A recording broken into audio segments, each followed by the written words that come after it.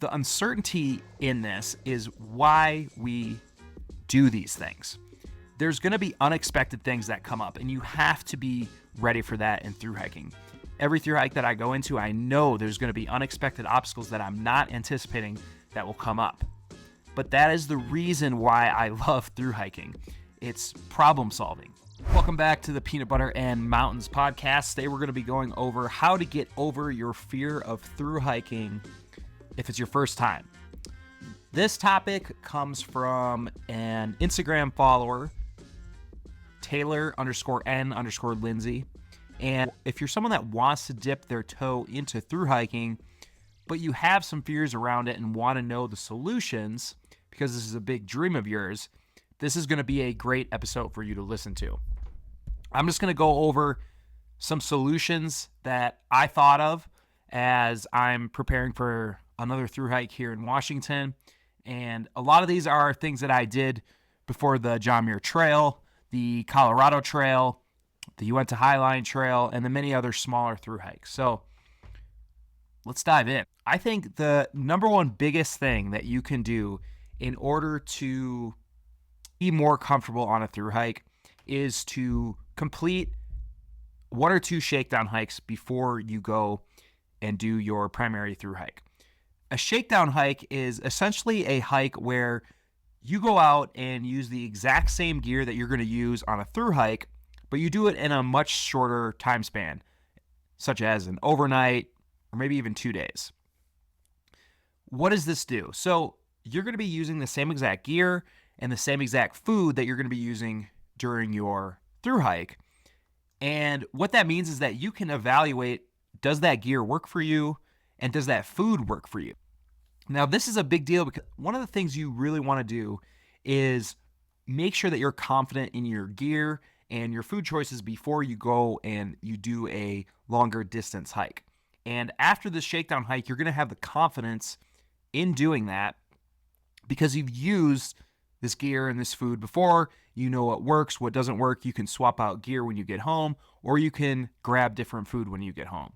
This is also a really good way to get used to the weight of the pack that you're going to be carrying on these thru hikes. And that was one of the things that Taylor had a concern about, was just getting used to the weight of the pack. So this is a really good way to figure out kind of how it's going to feel, how to adjust it, how to make sure your shoulders aren't hurting, how to put that weight on the hips.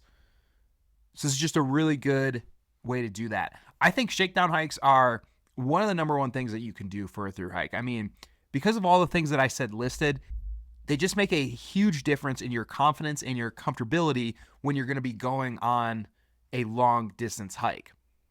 And one of the things too that I found helpful on a shakedown hike is to label all those things, the gear or the food that's either working for you or not working for you, and making sure that you're swapping that out as soon as you get home. And so that's why it's very critical that you make this shakedown hike not a couple days before your thru hike, but a couple weeks or maybe even a month or two before that thru hike.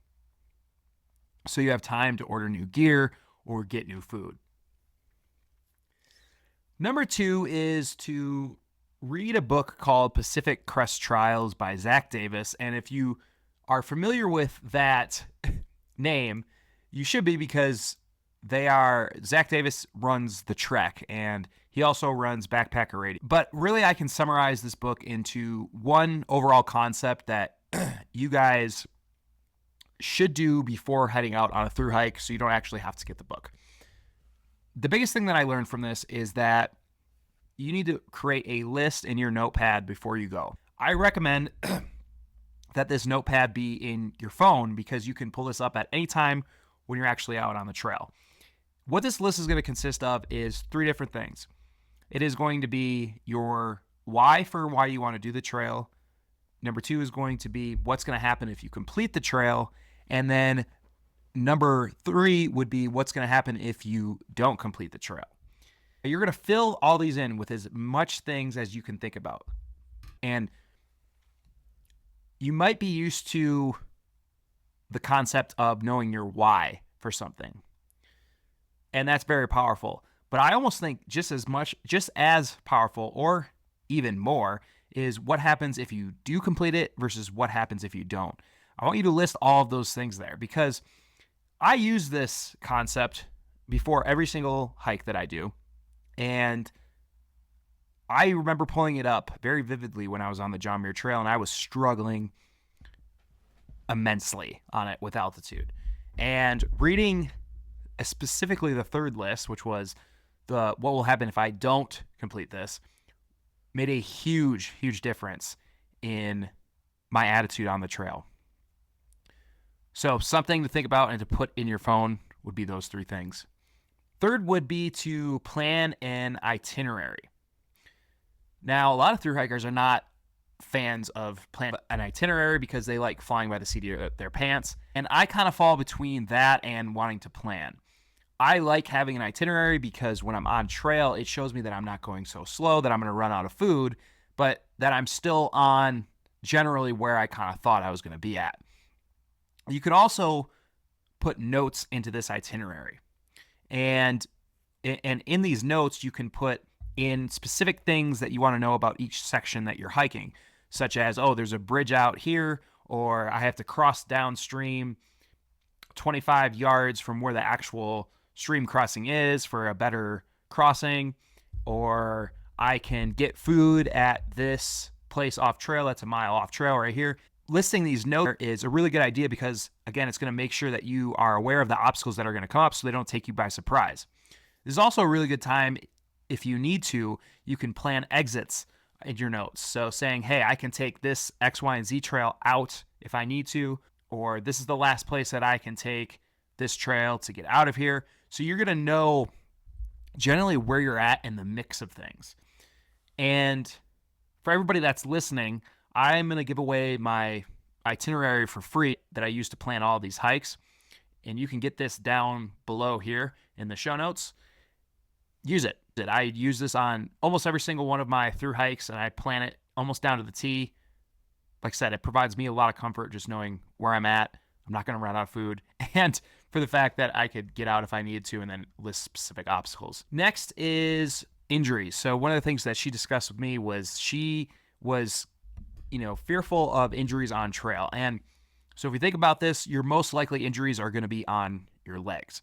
So it's probably going to be some kind of ligament, muscular, bone injury in your legs. So how do we mitigate that? Well, we mitigate that by being as fit as possible before we get on a trail. Everybody knows my stance on people that say that the trail is going to get you in shape, and I just don't agree with that mentality because a lot of times people are just going to push way too hard at the start, and then they end up hurting themselves. Now, if it's a very long trail like the Pacific Crest Trail, that is something that you could maybe have the trail get you in shape for because it's such a long duration and you can have such a long time building up. But for people that are doing a 1, 2, 3 week thru hike, you're going to be coming off the couch and you're going to be trying to press really, really hard, and that's where injuries occur. So number one, don't start out too fast. Know your mileage. Again, that's going to be figured out in that shakedown hike. What's your comfortable mileage with this pack? You also need to go in the gym. Work those really small ligaments, those really small muscles. I love using the Boso ball for this. I love making my lower body as strong as possible before that. I like to trail run to get my legs and my ankles and my feet used to the pounding of backpacking with a backpack on. Be as fit as possible going in. That's the one thing you can mitigate. You really cannot control if you're going to be injured on trail as much as you can control being as fit as you can before going into trail. And so you know that your body's going to be capable of handling that. One of the things Taylor said in her message was she was not comfortable with the idea of being on trail alone, not really trusting nature. And now Taylor is a female, so I can't speak to this totally. And I understand that because I'm a male. So things are a little bit different there in terms of that dynamic. I will give some of the things that I use to stay safe, as well as some things that females that I know in the hiking community will use to stay safe as well. So number one, you have to have a Garmin InReach, I think, in my opinion. They are relatively inexpensive. They make sure that you can press an SOS button so you can get your ass airlifted out of there if you need to. Make sure you're buying the extra insurance, by the way. I pay for extra insurance yearly because you don't want to get hit with a $200,000 rescue bill Okay. And so make sure you get that. You can text offline. Most of the time, trails, you're going to be out of service. So this is going to work really, really well. So you can text your family and friends back home. You can feel not so isolated when you're out there. Next is you got to buy quality gear. Long distance backpacking isn't necessarily a hobby that you want to buy the cheapest gear to get out and do. Now, there is a ton of YouTube videos where people show you that you can do that if you want to. And I do think that's cool. But if you want to feel as safe as possible, you need to have quality gear. That means gear that's not going to rip. That's a raincoat that's not going to rip in the rain, like my Frog Togs did in Colorado, or leak through. Like, get good rain gear. Get a good tent that's not going to leak. Get a good backpack that's going to actually be comfortable and carry the load. These are things that you need to invest in if you want to be as comfortable as possible on trail. Now, I carry a knife all the time when I'm backpacking, and against something else is probably not going to be the best, but I think it does offer me a little bit more protection. I think pepper spray is a really, really good alternative to that because you can spray it at a distance, and it could work on animals and humans as well. So I think having a small can of pepper spray is a really, really good idea, especially if you're going to be spooked up by the people that you might come across or even animals that you're coming across too. Next would be to find other hikers. And this is huge. So I think a lot of people, when they think of a thru hike, unless it's a super not well-known thru hiker, you're doing it in a very off season, there's going to be a ton of other hikers on the trail. This is one of my favorite things about thru hiking, actually, is meeting the people on these trails. This is where you can form what's called a tramily or a trail family, and you can keep hiking the trail together if you want to or not. The cool thing with this is that if you're not really feeling them, you don't have to hike with them the whole time. If they're making you less lonely and you're having a good time with them, this is going to be a really good option for people that are going solo. And again, it's one of my favorite things about thru hiking. What happened to me on my first ever long distance hike was I linked up with somebody that had way more experience than I did. And just spending 3-4 days with this person on the trail increased my experience level and my confidence level tenfold and way further than I would have ever gotten on my own. So try to link up with people that could, quote unquote, be a mentor and just really watch them like a hawk. What do they do that makes them so efficient and move so quickly in the mountains and be so safe? You can learn a lot of stuff for that. That's a huge, huge tip right there. Next is to join Facebook groups before you go out on trail.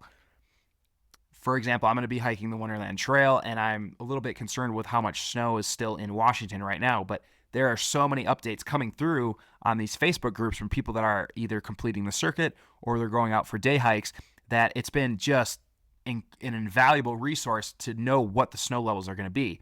And if you're not trusting nature, that's one of the biggest things that's going to get you in trouble is the conditions. You could be a totally chill trail, but you throw in wet weather and snow into that mix and you mix that up, and now you could definitely be into trouble. So conditions are a really, really big factor. And most of these long trails have some dedicated Facebook groups with some really cool people in it that know what they're talking about. You could also meet somebody in the Facebook group as well to go hiking with. If you're feeling scared to do a thru hike, well, one of the best things to do is to go with another person. Now, I know a lot of times it's very actually hard to link schedules up, and that's a lot of times why I just go solo, because I think it's kind of a pain in the butt to do that. But, go with somebody that's willing to go with you and that it would work out. That's going to take a lot of that fear and anxiety out of the mix, I think. And then there is to start small. So like I said with the Shakedown hike, a Shakedown hike is a small little chunk, and then you go on your big long distance hike after that. Well, you want to do the same thing for thru hikes in general. Is you want to, in my opinion, progressively overload that. Sure, there's been a ton of people that their first ever backpacking trip was the Pacific Crest Trail. Yeah, I get it. But here's the thing. A lot of times you're not going to do something full throttle right away if you've never done it. If I have never weightlifted before, I'm not going to try to load 300 pounds on a bench or a squat rack and then just start doing it as fast as I can. I'm going to be working up to that weight. So it's the same thing with thru hiking. You want to start with a smaller thru hike or even a section hike and then keep working up. This is what I did in 2019. I did 100 miles, then I did 175 miles, then I did the John Muir Trail, then I did the Colorado Trail, and all of these were incrementally increasing the mileage, but I didn't go at it right away. If I would have done the Colorado Trail with the experience I had in 2019, I probably would have quit because I didn't know a lot of things. I would have been just hammered with altitude, hammered with elevation, wouldn't have understood resupplies. Like all this stuff is things that you learn when you're doing these small hikes that are less consequential than doing something big and then you're stuck. One other thing to keep in mind with this is that the uncertainty in this is why we do these things. There's going to be unexpected things that come up, and you have to be ready for that in thru hiking. Every thru hike that I go into, I know there's going to be unexpected obstacles that I'm not anticipating that will come up. But that is the reason why I love thru hiking. It's problem solving. Last year on the Uinta Highline Trail, I never have really had a problem with chafing between my thighs unless I'm trail running. But I would always carry this body glide with me in my first aid kit.